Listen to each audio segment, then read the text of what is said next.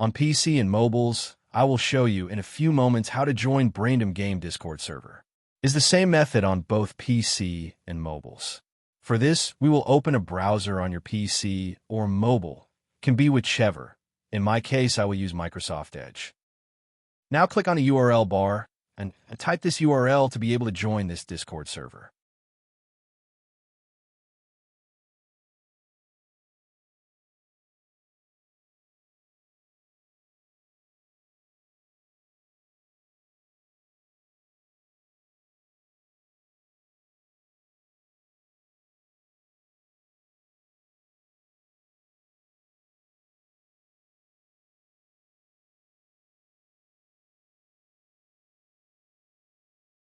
Doing this will automatically start your Discord application if you have it installed.